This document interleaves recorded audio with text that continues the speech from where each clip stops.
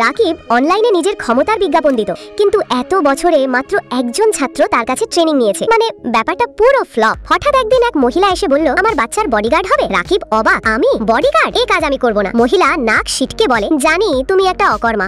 রাগে রাকিব বলে, আপনার এই লোকটা যদি আমার একটাও চুল বাঁকা করতে পারে তাহলেই আমি আপনার বডিগার্ড হব। শুরু হলো লড়াই, দুই দিক থেকে আক্রমণ, কিন্তু রাকিবের এক ধাক্কায় সেই গুন্ডা গর্তে পড়ে অচেতন। মহিলার বাচ্চা তখন জোর করে বলে, তুমি আমার বাবা হও। রাকিব তার কপাল দেখে অবাক, এ কোনো সাধারণ বাচ্চা নয়। সেদিনই রাকিব আর মহিলা বিয়ে করে ফেলল। পরের দিন মহিলার অফিসে আসে ফয়সাল। সে রাগে মহিলাকে প্রেমে না বলার জন্য চর মারতে যাচ্ছিল। ঠিক তখনই রাকিব তার হাত চেপে ধরে, আমার বউকে বিয়ে করবি তুই? তোর গুন্ডা গুন্ডালি সবাইকে একসাথে কচুকাটা করব। ফয়সাল ভয়ে লাফিয়ে পালালো, কিন্তু পরের দিন ফয়সাল রাগে মহিলার সব অফিসের কাজ বন্ধ করে দিল। রাকিব সব দেখে বলল, এই পাহাড়টা আমি এক চুটকিতেই ফেলে দেব। ফয়সাল হুমকি দিল, আমিও তোকে গুলি করে উড়িয়ে দেব। কিন্তু পরের সেকেন্ডেই রাকিবের এক ঘুষিতে পাহাড় ভাঙার আগেই ফয়সাল উল্টে গিয়ে দূরে গড়িয়ে পড়ল।